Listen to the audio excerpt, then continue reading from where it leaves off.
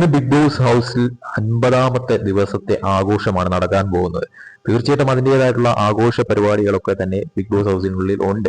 അതിന്റെ ഒരു latest promo വന്നിരിക്കുന്നത് പ്രകാരം തീർച്ചയായിട്ടും അതിനുള്ളിൽ ഒരു കഥാപ്രസംഗമൊക്കെ തന്നെ നടക്കാൻ പോവുകയാണ്. അനീഷയൊക്കെ തന്നെ തകർക്കുന്ന തരത്തിലുള്ള ഒരു കഥാപ്രസംഗമാണ് ആ ഒരു പ്രൊമോയിൽ തന്നെ കാണിച്ചിരിക്കുന്നതെന്ന് പറയുന്നത്. അതായത് ഇനി തോന്നുന്നു 2 ടീമായിട്ട് തിരിഞ്ഞിട്ടാണ് ഈ ഒരു ടാസ്ക് നടത്തുന്നത്. 2 ടീമായിട്ട്, അതിൽ ഒരു ടീമിൽ അനീഷ്, ഷാനവാസ്, അനുമോള്, അതോടൊപ്പം തന്നെ ഒണിയല്, ആദില, നൂറ, ജിഷിൻ, അതോടൊപ്പം തന്നെ സാബുമാൻ.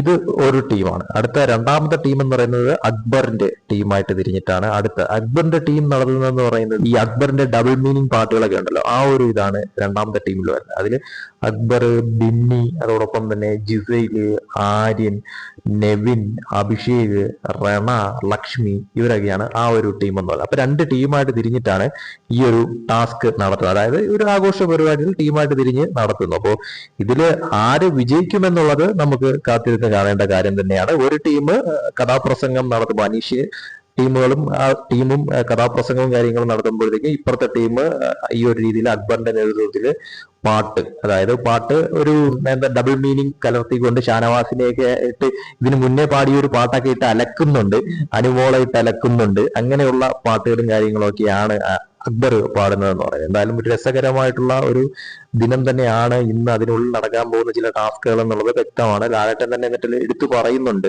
ഇങ്ങനെയൊക്കെ വേണം പ്രതികാരം ചെയ്യാനായിട്ട്, അല്ലാതെ ചുമ്മാ അവിടെ കിടന്നിട്ട് കോപി വിളിച്ചും കാറി വിളിച്ചൊന്നുമല്ല, ഈ ഒരു രീതിയിലൊക്കെ വേണം പ്രതികാരം ചെയ്യാൻ എന്നുള്ള തരത്തിൽ ലാലേട്ടൻ പോലും പറയുന്നുണ്ട്. എന്തായാലും എന്തൊക്കെയാണെന്ന് നടക്കാൻ പോകുന്നത് അതിനുള്ളിൽ എന്നുള്ളത് തീർച്ചയായിട്ടും കാത്തിരുന്ന് കാണേണ്ട കാര്യം തന്നെയാണ്. കൂടുതൽ BB അപ്ഡേറ്റ്സുമായിട്ട് വീണ്ടും വരാം.